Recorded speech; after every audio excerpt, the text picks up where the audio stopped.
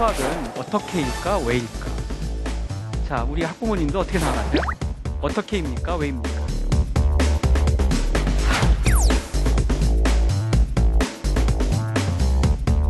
이런 수포자가 늘어나는 이 시기에는 그 어려움을 이길 힘을 줘야 되는데 그 너머에 뭐가 있는지를 보여줍니다.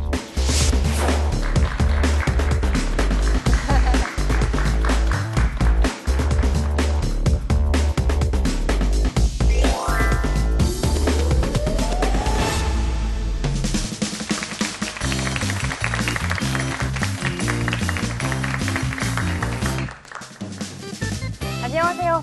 팝콘처럼 톡톡 튀는 지식 강연 콘서트 팝콘 수학의 MC 고유경입니다. 올해는 우리나라 수학 교육에 굉장히 중요한 그런 한 해입니다. 한국 수학 교육의 해이자 또 수학계의 올림픽이죠. 세계 수학자 대회가 우리나라 서울에서 개최가 되는 그런 한 해입니다. 그래서일까요? 그동안 굉장히 어렵게만 느껴졌던 또 수학자들의 전유물로만 느껴졌던 수학이 우리 곁으로 조금씩 가깝게 다가오는 그런 느낌인데요. 오늘 특별 패널 모셔야죠. 지난주에 이어서 또다시 반가운 발걸음을 해주신 2014 세계 수학자 대회 홍보대사이신 진양혜 씨 모시겠습니다.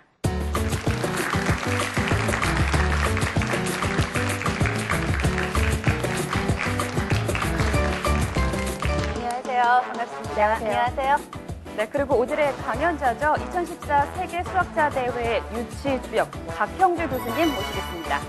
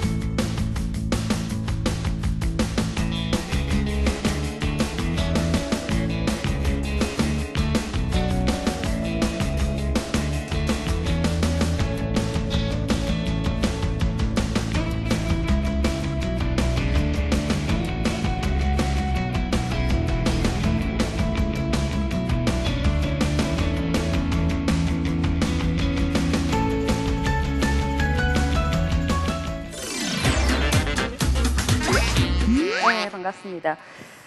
두 분 다시 뵙게 돼서 반가워요. 네, 반갑습니다. 네. 네, 두 분 이제 8월이 얼마 안 남았잖아요. 세계 수학자 대회 준비하시느라고 굉장히 바쁘실 것 같아요. 네, 뭐 정신없다는 말로 부족합니다. 뭐 이렇게 바쁠 줄 알았으면 유치 다시 생각해봤을 텐데요. 네. 네. 그 유치 확정 소식 들으셨을 때 굉장히 감격스러우셨을 것 같아요. 네. 네, 뭐 그때는 정말 뭐 저뿐만 아니라 우리 한국 수학자들이 모두 뭐 정말 뭐 큰 기쁨이었죠. 뭐 요즘 바쁘다 보니 그 기쁨을 조금은 이제 우리가 너무 큰 일을 벌였구나 생각도 듭니다. 네, 진영애 씨도 그 홍보대사시다 보니까 그 누구보다도 체감하시지 않을까 싶은데 어떠세요? 예, 전 설레고 사실 기다려지고요. 그리고 박형주 교수님 나날이 인기가 높아지시고 점점 젊어지시는 것 같아요. 그 준비를 아주 열심히 철저히 하시는 게 아닌가 하는 생각이 들고요. 정말 성공적으로 잘 끝났으면 하는 바람이 있습니다. 참 어렵게 열심히 많은 분들이 노력해서 유치한 대회거든요. 네. 네.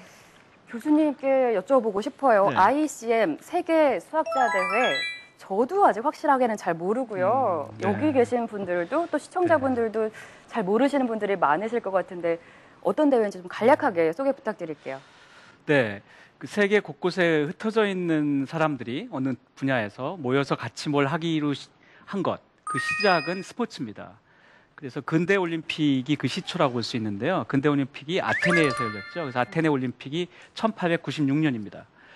근데 그 바로 1년 뒤인 1897년에 세계 수학자대 제1회 대회가 열렸습니다. 스위스 쭈리히에서. 그러니까 수학자들이 어떤 그 모여서 뭘 하기로 하는 그런 문화가 정말 오래된 겁니다. 어떤 분야보다 빠릅니다. 스포츠 이외에는. 그러니까 그리고 우리가 무엇을 알고 뭘 모르는가를 모여서 정리하는 그러면서 우리가 모르는 게 분명해져서 거기에 이제 노력을 집중하는 그런 문화가 생긴 거죠. 네. 진영애 씨, ICM이 일단 우리나라에서 개최가 되는 게 굉장히 고무적인 일이잖아요. 네.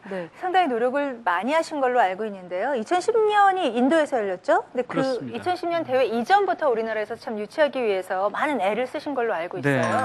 네. 2007년부터 저희들이 모여서 이제 유치 작업을 했는데 마치 월드컵이나 올림픽과 비슷합니다. 6년 전에 유치 제안서를 내야만 돼요. 그래서 5년 전에 결정을 하거든요. 네. 그러니까 긴 기간이었는데 사실 한국이 유치될 거라고 사람들이 생각을 안 했습니다. 왜냐하면 2010년이 그 당시 이미 인도로 결정돼 있었는데 한 대륙에서 연속으로 잘 안 합니다. 거의 안 합니다. 이례적인 일이었고 아시아에서 2번 연속이니까요. 그래서 그런 그 악조건을 무릅쓰고 더구나 브라질이나 캐나다 같은 강력한 경쟁국들을 이겨서 유치한 것이니까요. 그러니까 정말 감격은 더했습니다. 네. 그래서 아마 슬로건을 그렇게 정하신 것 같은데요. 이번 대회 우리 슬로건이 뭐죠? 네, 저희가 Dreams and Hopes for Late Starters라고 하는데요. 그러니까 늦게 출발한 이들의 꿈 그리고 희망입니다. 그러니까 한국이 정말 이렇게 80년대 말에도 정말 열악한 상황에서 뭐 연구도 하고 뭐 그랬거든요. 근데 그러다가 정말 어느 순간에 우리가 지금 선진국 문턱에 왔습니다. 수학에서도 우리가 요즘 뭐 한 세계 11위 정도라고 합니다. 근데 이렇게 큰 성장을 이루는 나라가 거의 없습니다. 역사에서도. 근데 이제 우리보다 더 뒤에 있는 그런 더 아직도 힘든 그런 후발국들, 개도국들을 이런 한국의 어떤 예가 어떤 영감을 주고 어떤 정말 성공이 가능하다라는 그런 그런 사례를 보여줄 거라고 생각을 해서 우리가 그런 이제 먼저 간 사람의 책무 이런 생각을 하게 됐습니다. 네. 그동안 사실 수학하면은 다들 외톨이 학문이다 이런 생각 많이들 하셨을 텐데 두 분 얘기 들어보니까 그게 절대 아니네요. 전 세계적으로 무엇보다 소통을 위한 화합을 위한 그런 학문이 아닐까 그런 생각이 들어요. 저는 학자는 아니지만 외톨이 학문이라 그러니까 좀 섭섭한데요. 저는 수학을 사랑하는 사람으로서. 네, 맞습니다. 네. 아까 말씀드린 것처럼 모여서 하는 게 가장 역사가 길다고 그랬는데요. 거기엔 다 이유가 있죠. 왜냐하면 역사상 그리스 시대부터 시작해서 우리가 딱 발전을 하는 단계에서 어떤 난관에 부딪힐 때가 많잖아요. 근데 그게 자기 속에서 난관에 부딪혔으니 나는 지금부터 내 방에 가서 골방에 가서 이거 열심히 이제 지금부터 10년 동안 해야지. 같은 생각만 반복하지. 거기서 딱 새로운 어떤 정말 새로운 저기가 안 오거든요. 통찰이라는 거는 자기 세상을 벗어나서 지켜봐야 오는 거거든요. 그래서 난관에 부딪혔을 때는 남을 만나서 생각을 교환해라. 이게 이제 수학자들에게는 좀 화두입니다. 그래서 모이는 거죠. 네. 교수님 이제 두 번째 강연인데 이번 시간에는 세계 수학자 대회가 청소년에게 어떤 영향을 미치는지 그런 내용을 준비하셨다고 들었는데 어떤 내용인가요? 네. 우리가 이러한 어려운 난관을 극복하는 과정을 아이들에게 보여주고 싶고 그리고 또 이게 학자들이 모여서 그냥 학자들끼리만 끝나면 너무 억울하죠. 그래서 이 기회에 정말 수학을 통해서 세상이 바뀌고 있는 모습도 좀 보여주고 심지어는 저희가 수학으로 즐거움도 누릴 수 있다. 바둑의 수학 강연도 합니다. 수학 영화 상영도 하고 그리고 심지어는 우리 조훈현, 이창호 이런 국수급들을 초빙해서 여러 사람들과 같이 동시에 두는 다면기도 하고 이런 것들을 통해서 정말 아이들이 즐거움을 누리는 자기가 배운 작은 수학으로도 이런 자기가 생각하지 못했던 것들을 정말 이렇게 볼 수 있게 하는 그런 다양한 행사들을 준비하고 있습니다. 수학 영화도 있어요? 네. 프랑스 영화인데요. 제목이 아주 재밌습니다. 나는 왜 수학을 증오하게 됐나라는 제목인데요. 근데 이 영화가 영화제에서 상도 받고 꽤 알려진 영화입니다. 그동안 수학하면은 참 문화와 동떨어진 학문이다. 어찌 보면 정반대에 있지 않을까 그런 생각을 했었는데 오늘은 그런 편견을 깨는 그런 날이 되겠습니다. 박형주 교수님의 수학은 대중문화의 한 부분이 될 수 있을까? 강연 만나보시죠.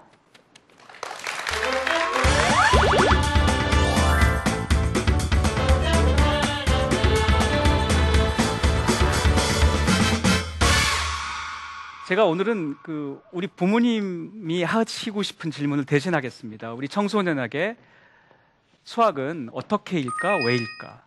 어떻게 공부해야 하는 것일까? 어떻게 공부하면 더 잘할 수 있을까? 이 문제인가요? 아니면 나는 이 어려운 수학을 왜 공부해야 될까? 이거에 관한 답이 필요한 건가요? 자, 우리 학부모님도 어떻게 생각하세요? 어떻게입니까? 왜입니까? 네.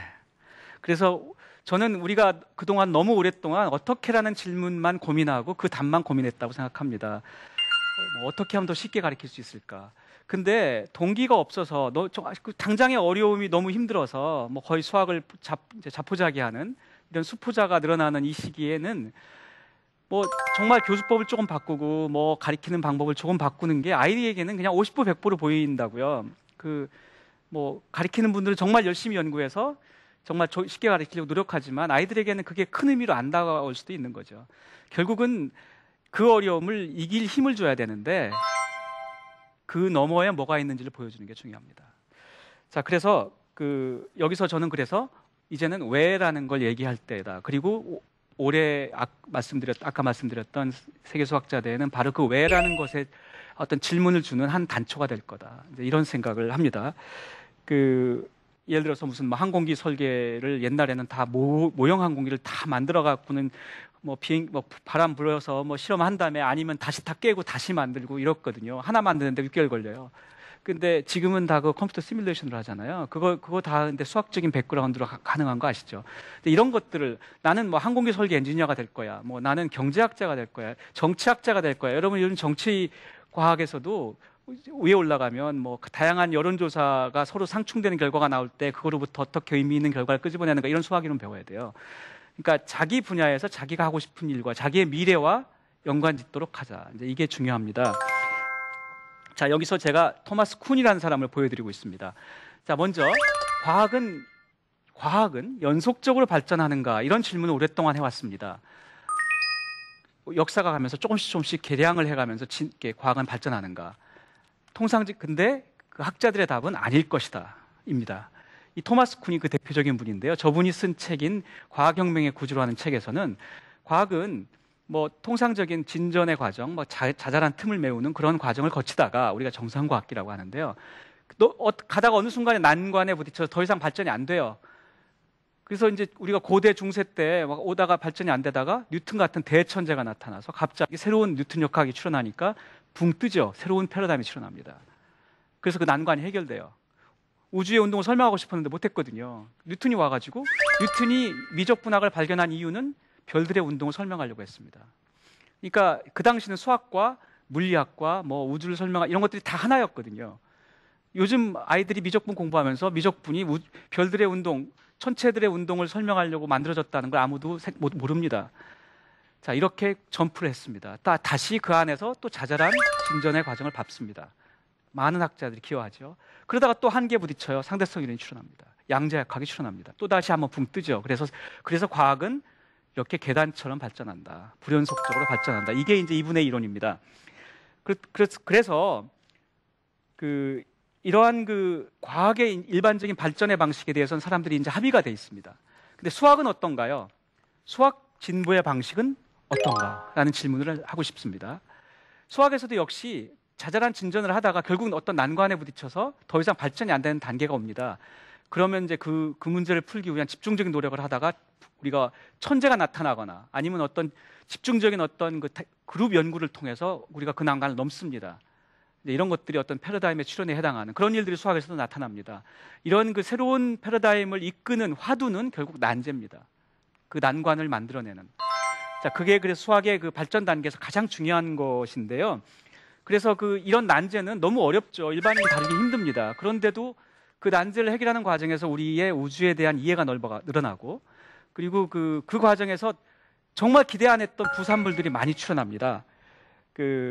제가 그래서 오늘 정말 저 수학자들은 왜 그렇게 어려운 문제들을 붙잡고 있을까라는 것, 그리고 저것들을 해서 인류에게 무슨 도움이 될까라는 그런 질문에 답을 해드리고 싶은데요. 자, 난제의 예가 많이 있습니다. 여기서 수학자들은 그래서 우리가 모르는 문제들을 좀 정리하고 이런 노력을 많이 해왔거든요. 그래서 힐버트는 제2회 세계 수학자대 1900년 19세기와 20세기를 가르는 그 길목에서 23개의 문제를 제시했습니다. 이거 우리 모른다. 우리 앞으로 100년 동안 이거 풀자라고 그랬습니다. 그래서 힐버트의 100년의 문제라고 합니다. 그 23개 중에서 많이 풀리긴 했지만 아직도 2개는 전혀 실마리도 모릅니다. 그래서 그 난제를 정리해서 제시하는 역할, 그래서 우리가 무엇을 알고 무엇을 모르는가를 정리하는 역할을 세계 수학자들은 해온 거죠. 힐버트의 문제가 그 대표적인 예고요. 자, 그런데 처음으로 돌아가서, 근데 저런 문제를 20세기 100년 동안 풀어서 우리가 그래도 많이 알게 됐는데, 그래서 인류에 어떤 도움이 됐을까요? 정말 20세기에 이 문제들은 20세기에 정말 문명에 큰 영향을 끼쳤나요? 이렇게 어려움을 붙잡다가 평생 하다가 못 푸는 경우도 많아요. 사람들이, 수학자들이. 정말 그 재능을 낭비한 거 아닌가 이런 생각도 들잖아요. 더 그 시간에 좀 더 유용한 걸 해서 인류에게 더 큰 도움이 될 수도 있었을 텐데. 그런데 예를 들어서 이러한 난제가 해결되는 과정에서 전혀 의외의 어떤 부산물들이 출현합니다. 예를 들어서 페르마의 마지막 문제라는 게 있는데요. 350년 동안 안 풀렸습니다. 그러다가 20세기 말에 풀렸습니다. 앤드루 와일즈라는 아주 대천재에 의해서. 근데 이 사람이 문제를 풀고 나니까 이제는 그래 알았어 하고 다 풀렸어요. 근데 그러면 350년 동안 그 많은 사람들은 도대체 뭐 한 거죠? 이젠 기억도 다 안 하는데. 근데 그걸 풀다가 이 앤드루 와일즈라는 사람이 이걸 풀 때는 타원곡선 이론이라는 어떤 수학 이론을 굉장히 많이 썼습니다. 이 안에서. 근데 이걸 하는 과정에서 우리가 타원곡선 이론이라는 걸 굉장히 더 많이 알게 되고 발전했는데요. 근데 나중에 또 다른 학자들이 보니 이 타원곡선 이론을 사용하면 암호를 만들 수 있더라고요. 그래서 암호론의 이 타원곡선 암호가 발전했습니다. 여러분 한국에서 지하철 탈 때 사용하시는 교통카드 있죠? 그 안에 타원곡선 암호가 들어가 있습니다. 그러니까 누가 페르마의 문제를 풀던 350년의 노력이 이런 우리가 그 교통카드를 가능하게 했을 거라고 생각했겠습니까? 그래서 제가 아까 제일 처음에 보여드렸던 장면으로 돌아갑니다. 수학 진보의 방식.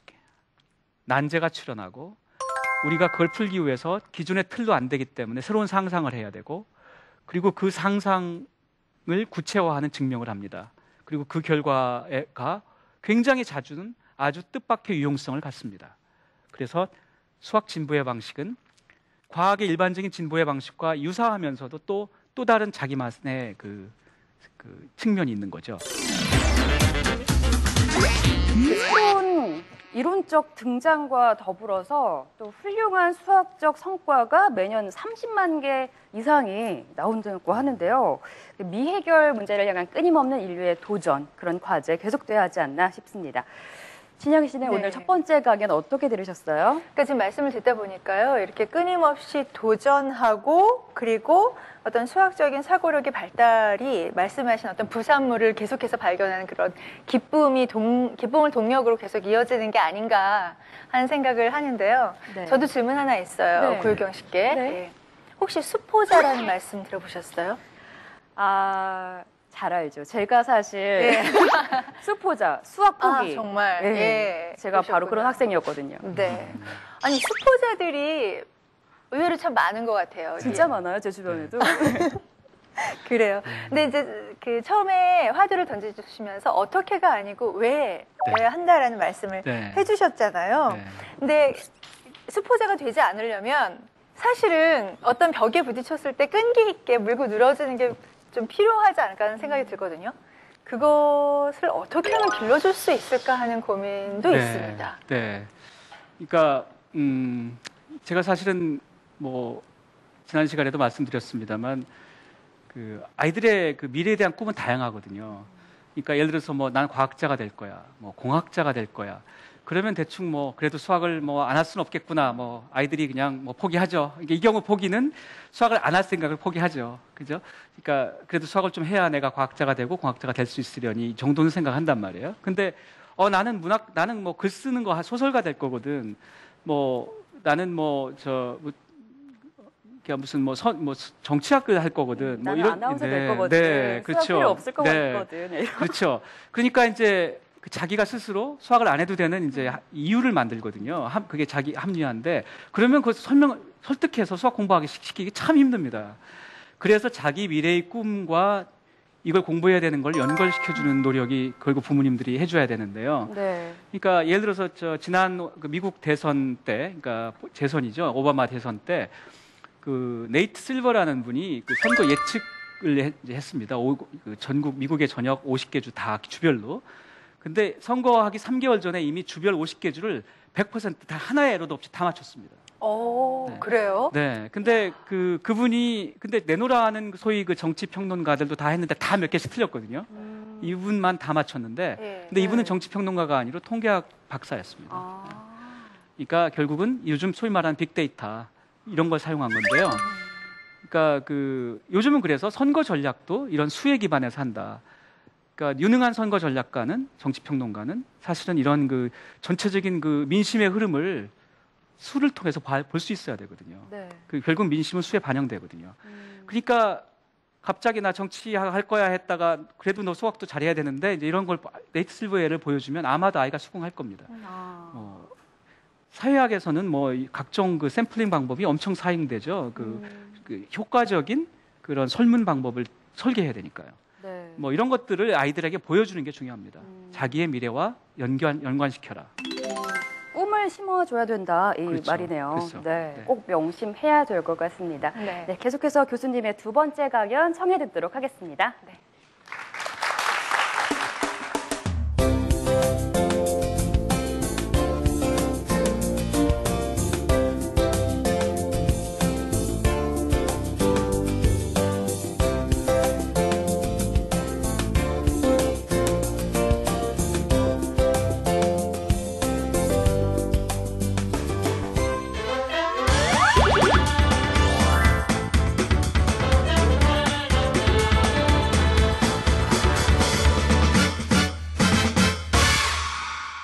자, 여러분 저 보고 계신 거는 메달입니다. 그죠? 우리가 필즈 메달이라고 하는 상입니다. 자, 이걸 수학계 노벨상이라고 하는데요. 수학에는 노벨상이 없죠. 수학에 왜 노벨상이 없느냐 각각의 다양한 설이 있습니다만 제가 그 설은 다음번에 언제 기회 있을 때 말씀드리고 뭐 여러 가지 얘기가 있는데요. 뭐 왜 노벨이 수학하고 안 친했을까 이런 얘기를 하는데 그래서 수학자들은 이 필드상이라는 걸 만들었는데요. 왜 만들었을까요? 그냥 뭐 큰 상을 주면 본인에겐 영예지만 그런데 사실은 난제 해결을 권장하고 격려하기 위해서입니다. 왜냐하면 아까 말씀드렸던 것처럼 난제라는 거는 우리가 무엇을 모르는가를 분명히 해주는 화두의 역할을 하기 때문에 그걸 풀기 위한 노력은 그 문제가 나중에 풀렸냐 안 풀렸냐가 중요한 게 아니고 그 문제를 푸는 과정에서 우리의 이해가 넓어져서 점프가 생기거든요. 그래서 이제 전체적인 학문의 틀 자체가 커지고 우주에 대한 이해가 넓어지니 그리고 그것의 파생 효과로 인터넷 상거래도 갑자기 출현하고 뭐 이렇게 되는 거거든요. 뭐 영상 통화가 갑자기 가능해지고 뭐 이런 것들이 부수입이죠. 그래서 난제를 푸는 노력은 인류에게 중요하다. 그 난제 푸는 과정을 격려하고 장려하기 위해서 이제 이런 상이 생겼습니다. 4년마다 하고요. 다른 노벨상이랑 차이는 노벨상은 매년 수여하고 매년 정해진 시기에 정해진 장소에서 줍니다. 12월 10일경 노벨 과학상은 매년 스톡홀름에서 줍니다. 근데 필드상은 4년에 한 번 주고요. 세상을 떠돌면서 주고 바로 세계수학자대회 개막식에서 줍니다. 최근에는 그 나라 개최국의 국가원수가 주는 전통이 생겼습니다. 근데 이제까지 그래서 유명한 이제까지 52명이 출연했는데요. 제가 저번에 어느 학부모님들한테 질문을 받았는데 52명 필드상 수상자 역대 필드상 수상자 명단을 다 봤는데 다 남자더라고요. 여자 필드상 수상자 언제 나오나요? 네, 그래서 저도 정말 기다리고 있습니다. 네. 올해 나올지 한번 기다려보죠, 같이. 자, 그래서 우리가 난제를 해결하기 위해서 이렇게 격려하고 우리가 여러 가지 인커리지하고 하는 그런 우리가 노력을 많이 합니다. 근데 정말로 이 난제 해결의 중요한 방법은 사실은 국제 교류였습니다. 수학에서는. 아까 말씀드린 것처럼 자기 방에서 혼자 해서는 안 되더라. 자기 틀 안에서, 자기 사고의 틀 안에서만 맴돌지 자기 생각에 모든 가능한 방법을 다 해본 것 같은데 그건 결국 자기 세상에서만이더라. 그래서 다른 세상을 만나야 되더라. 그래서 수학자들은 모입니다. 그래서 ICM도 그렇게 일찍부터 열기 시작했습니다. 그래서 국제 교류라는 건 수학에서는 정말 연구의 가장 중요한 방법론입니다. 그래서 수학자들은 여행을 많이 합니다. 만나야 되니까요. 학회도 가야 되고. 그래서 학회도 다른 분야보다 훨씬 많이 옵니다. 어쩌면 그래서 수학자가 인기 직업이 된지도 모르겠습니다. 여행 많이 하니까. 네. 제가 얼마 전에 심지어는 교수님은 얼마나 여행을 하시나요? 라는 질문을 받았거든요.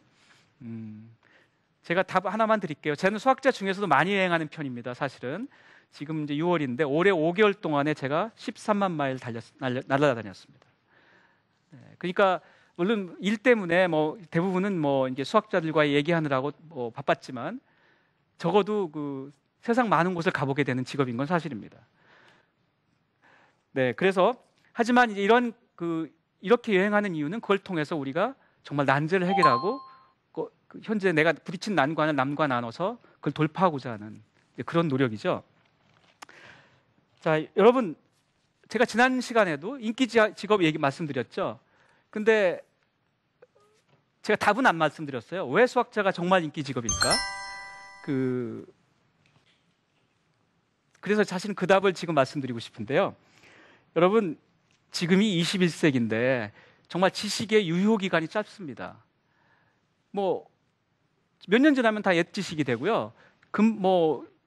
정말 완전히 새로운 영역이 막 출현하기도 하고 회사에서 멀쩡히 있던 부서가 없어지기도 해요. 그만큼 새로운 영역이 막 출현하고요. 경쟁도 치열합니다. 그러니까 뭐가 중요합니까? 대학에서 열심히 많이 배워서 가도 몇 년 지나면 금방 없어져요. 그래서 우리는 맞춤 교육 시키면 안 됩니다. 애들 맞춤 교육 시키면 거기 가가지고 몇 년 잘하겠죠? 그 다음에 어떡하죠? 다른 거 아는 게 없는데? 큰일 나죠. 그래서 아이들 맞춤 교육 시키시면 안 돼요. 아이들한테는 어떤 영역에 가도 새로운 영역에 몇 년 뒤에 자기 분야가 다 없어져도 새로운 영역에서 새로운 지식을 배우고 자기가 그 분야에 기여하는 사람이 되게 해야 됩니다. 그래서 유연함이 중요합니다. 그래서 논리적 사고가 중요합니다. 논리적 사고를 훈련받은 아이들은 완전히 새로운 상황에서 결국은 그 상황에 적응해냅니다. 그래서 아이들을 수학을 잘 가르쳐야 되는 이유는 좋은 대학에 물론 아이들 입시도 중요하죠. 너 입시 같은 거 신경 쓰지 말고 하고 싶은 거 해. 그거는 정말 약간 무책임한 말이죠. 하지만 더 중요한 이유는 그 사고의 틀이 고등학교를 졸업하고 대학을 졸업하고 그 다음 그 아이의 인생에서 정말 자산이 될 것이다. 네. 자, 여러분, 한국 축구의 수준이 월드컵 이전과 이후로 나눠진다고 합니다. 월드컵을 경험한 축구 선수들 기대치가 달라요. 자기 성취의 어떤 기준이 다른 거죠. 그대로 한국 축구의 수준은 그 전과는 정말 한 단계 올라간 거죠. 우리가 세계 수학제대를 하게 되면 아마도 우리 젊은 수학자들도 똑같은 현상이 생길 겁니다. 기준이 달라요. 목표가 다르고 자기가 이만큼 하면 내가 많이 했겠다 싶은 정도가 다른 거예요. 그게 월드컵이 그걸 만들어냈듯이 올림픽이 그걸 만들어냈듯이 이 세계 수학자들도 역시 한국 수학을 그렇게 한 단계 올리는 데 기여할 겁니다. 게다가 제가 아까도 말씀드렸지만 학술대회로만 끝나면 억울하고요. 이 기회에 정말 수학이 우리 대중문화의 한 부분이 돼야 된다. 그 원년이 돼야 된다. 그래서 저희들이 준비한 그런 아이들과 함께 학부모님들이 와서 즐길 수 있는 그런 내용. 그 중에 대표적인 거 몇 개가 있는데요. 그 중에 일단 하나 말씀드리면 수학자로 여러분 세계적인 거부가 된 사람이 있는데요. 제임스 사이먼스라는 분입니다. 이분이 몇 년 전에 포브스라고 하는 곳에 세계 부자 랭킹을 매기는 곳에서 세계 74위였습니다. 한국의 최고 갑부가 혹시 누구신지 아시나요?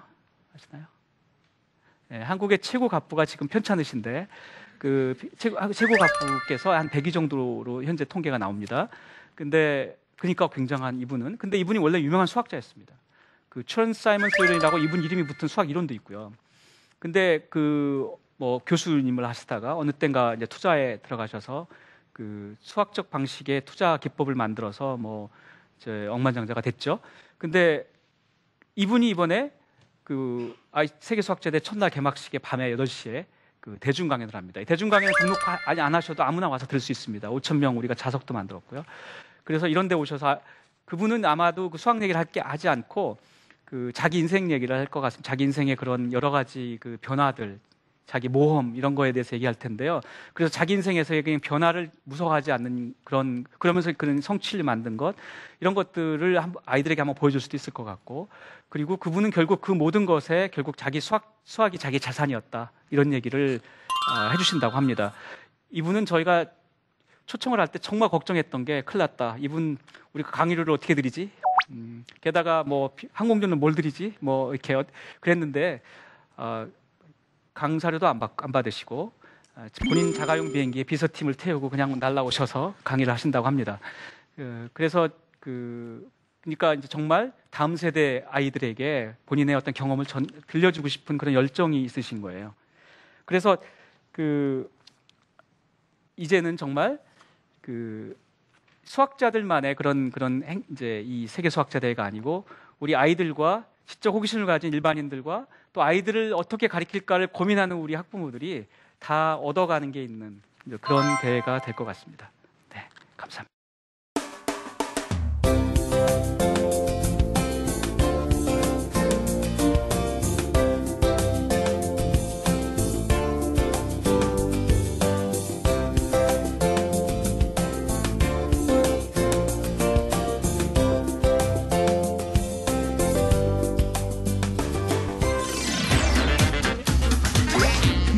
감사합니다. 교수님 강연을 듣다 보니까 그 2014 세계 수학자 대회 ICM이 빨리 성공적으로 개최가 돼서 우리나라 문화에도 수학이 중요한 한 부분을 차지하기를 바라는 그런 마음이 들고요. 또 한국인으로서 굉장히 또 자부심이 느껴지기도 하고요. 네. 그리고 그분 강연 개막식 첫날 저녁에 제임스 사이먼스 강연 저 꼭 들어보고 싶어요. 네, 꼭 오십시오. 70억이라고요? 네. 70대 부자. 70대 부자면은 70대 부자? 네, 세계. 그러면은 아마 제가 가능이 잘은 안 몰라도 돼요. 잘은 몰라도 몇십 조가 넘을 겁니다. 아마. 저는 수학을 대학교 때 배웠는데요. 그 단위가 커지면 잘 모르겠어요. 맞아요. 감이 안 와요. 네. 네. 뭐 70억이나 70조나 뭐. 네. 그렇죠. 근데 홍보대사를 제가 하고 있네요. 네. 홍보대사를 정말 훌륭하게 잘해주시고요. 저희들이 외국에서 주요 인사가 왔을 때도 오셔서 이렇게 설명하고 하는 일들 꼭 해주시고 계시고 정말 많은 기여를 하고 계십니다. 네. 네. 저도 정말 아이 손 잡고 꼭 가서 좀 들어보고 싶다는 생각 들고요. 아마 많은 분들이 다 그렇게 생각을 하셨을 것 같아요.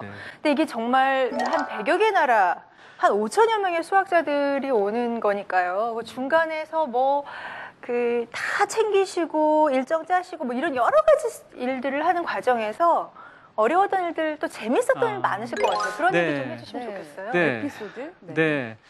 제가 사실은 뭐 하룻밤 새야 되는데요. 그러니까 유치 시절에 유치위원 이제 저희가 유치를 하려고 노력하던 시절에 여러 가지 기억나는 것들이 많이 있습니다. 이제 2007년에 유치위원회 만들고 제일 처음 고민했던 게 어쨌든 국제수학연맹이라는 곳에서 우리를 이해해줘야 되고 뭐 그래서 2018년에 저희가 이제 암스테르담을 갔어요. 저희 유치위원 몇 분하고 이제 거기에 유럽 수학회라는 게 열렸어요. 그래서 거기 가서 이제 유럽의 그런 주요 수학자들에게 우리가 이걸 세계 수학자를 하고 싶습니다. 설명하려고요. 이제 거기서 갔더니 이제 그 당시에 국제수학연맹 회장님을 이제 오셨길래 좀 뵙고 말씀을 좀 나누고 싶다고 그랬더니 단칼에 거절하더라고요. 자기는 중립을 지켜야 하므로 만날 수 없습니다. 네. 그래서 암스테르담까지 날아갔는데, 네. 그래서 참 그냥 돌아와야 되는데 너무 슬펐죠. 네. 그래서 그냥 진짜 돌아오셨어요? 그러면 저희가 이걸 무시 못했겠죠. 그래서 또 누구 또 없나 봤더니 그 직전 이제 국제수학연맹 회장님이 와 계시더라고요. 그래서 그분을 간곡했더니 그분은 이제 현 회장이 아니므로 뭐 자기는 뭐 볼 수 있을 것 같다고 그래서 봤어요. 점심 이제 식사를 같이 했는데 이분은 굉장히 직설적인 분이에요. 옥스퍼드 대학 교수님인데 이 존볼이라는 분은 너무나 직설적인 분이라 이제 깨질 꿈은 일찍 깨지는 게 좋다. 그래서 긍정적인 답을 안 주셨군요. 그럼요. 네. 자, 너네 꿈은 이루어질 수 없거든. 그러더니 설명을 해요. 자, 2002년에 베이징 중국에서 ICM을 했고 2006년은 스페인이니까 건너뛰었는데 그때 2010년에 인도에서 한다. 근데 그 다음에 2014년에 한국에서 하면 아시아에서 4번에서 3번을 아시아에서 하는 건데 너 말이 되겠니? 그러더라고요. 그런데 여기서 저희가 그렇군요 하고 이제 오면은 이제 네 그걸로 이제 네. 정리 끝나는 거죠. 어떻게 선택하셨어요? 여기서 되게 네. 재밌는 게 네. 수학자는 뭔가 논리적으로 설득을 시켜야 되잖아요. 그렇죠. 과연 박형수 네. 교수님께서 어떤 논리로 설득을 시키셨을지 네. 이거 궁금하네요. 네, 여러분 저 유럽 수학자들은요 유럽이 세계 중심이라고 생각해요. 실제 수학이 유럽에서 주로 발전된 학문인 건 사실이거든요. 그러니까 이제 그분이 이런 말을 하신 것 같은데 그래서 제가 그게요 1994년에 스위스 쭈리히에서 ICM을 했거든요. 98년 바로 옆에 나라 독일 베를린에서 했습니다. 2002년에 한 번 쉬고 2006년에 스페인 마드리드에서 했어요. 자, 이건 4번에서 3번 유럽 아닌가요? 네, 이게 소위 더블 스탠다드라는 와, 건데. 역시 박수 논리적이에요. 치시네요. 네. 네. 정말 감탄스럽네요. 네. 근데 제가 사실은 그때 나름대로 놀랬던 거는 이분이 그 말 듣더니 이분은 국제수학연맹 회장까지 하셨던 분인데도 한 번도 그렇게 생각을 안 해보셨대요. 그러니까 너 말이 맞다. 인정을 하세요. 그리고 앞으로 자기가 공개석상에서 어떤 곳에서 이제 이런 말 안 하겠다. 그러니까 본인도 반성을 하신 건데, 그러니까 정말 유럽 중심의 그런 그 문화를 속에서 살다 보니 한 번도 그 생각을 안 해보신 거예요. 남의 저기는 보이고 자기 거는 안 보이고. 네. 그래서 그건 어느 분야나 똑같습니다. 네. 근데 그런 건 있는 것 같아요. 그 논리적으로 훈련이 된 사람들은요, 자기의 논리의 허점이라든지 그런 부분이 이렇게 지적을 네. 당하게 되면 금방 받아들이는 맞습니다. 것 네. 같아요. 예. 그래서 논리적인 사고의 중요한 거는 예. 자기 생각을 논리적으로 남에게 설득하는 것도 필요하지만 남의 얘기에 설득당할 준비도 되는 거거든요. 그게 좋은 대화를 하는 방식이죠. 네. 그때 그런 생각 참 많이 했고요. 뭐 시간이 없으니까 다른 에피소드는 뭐 나중에 또 드리겠는데 네. 네, 네. 그 다음에 사실은 그 다음에 또 어떤 일이 있었냐면 저희 유치원 중에 뭐 서울대학의 강석진 교수님이라는 분이 유치위원이셨어요. 이분이 저한테 오더니 우리 경쟁국에 그래도 한번 염탐을 가야 된다. 경쟁국들 어떻게 준비하는지 봐야 우리도 이제 우리가 어느 정도 상황인지 잘 몰라서 너무 그때 초조했었거든요. 그래서 저희가 브라질의 산파울루에 우리 둘이서 정말 염탐을. 그 먼 나라에 네, 갔었죠. 가가지고는 뭐 구박받던 생각도 나고 그렇습니다.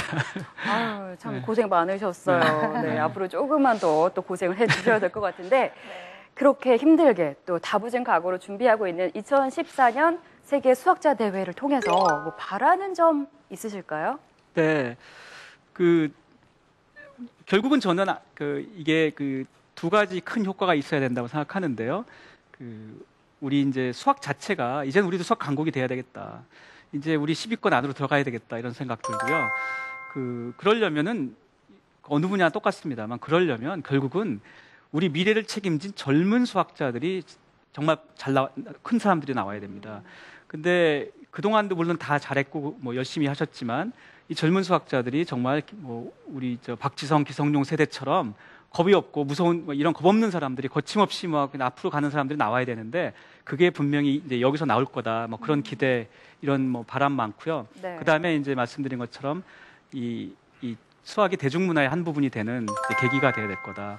그래서 뭐 이렇게 읽을거리부터 볼거리까지 다양한 볼거리가 생기고 읽을거리가 생기고 그것들이 이제 우리 소위 스토리텔링 수학이라는 말 나오는데 그런 컨텐츠가 되게 그래서 부모님들이 아이들과 나눌 수 있는 그런 컨텐츠들이 많아져야 되겠다. 네. 네. 네, 이제 그런 계기가 이제 되길 바라고요. 네. 그래서 뭐 이게 뭐 하루 이틀에 되겠습니까? 근데 뭐 우리 이제 적어도 이런 것들을 공감하는 분들만 많아져도요. 특히나 뭐 아이들이 이 쉬운 걸 왜 못하니 이렇게 혼내지 마시고 이제 우리 인식의 변화가 필요한 시기인데 아이들에게 가서도 이렇게 어려운 걸 넌 정말 잘하는구나. 네, 이렇게 이제 태도가 바뀌는 이제 그런 변화가 이제 우리가 올해를 지나면서 일어나기를 바랍니다. 네. 오늘 방청 오신 분들 그리고 시청자분들은 공감하시겠죠? 맞아요. 네. 네. 혹시 또 자제분들이 압니까? 2014년 세계 수학자 대회를 겪으면서 수학계 뭐 기성용, 박지성이 될지 모르니까 그럼요, 손잡고 그럼요. 오시면 그럼요. 참 좋을 것 같아요. 그럼요. 네. 네.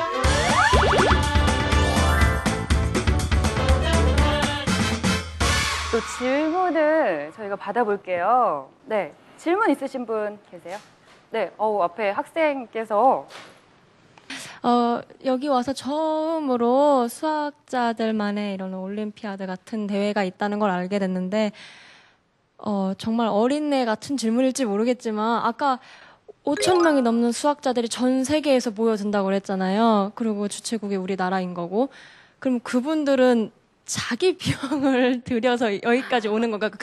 그 열정 하나로 오시는 건가요? 아니면은 이 대회 자체에서 어떤 분 이런 분들을 초빙할 테니까 그분들한테 미리 이런 초대권 같은 걸 들여서 이렇게 오시게 하는 궁금할 건가요? 수 있어요. 저도 네. 갑자기 궁금하네요. 네.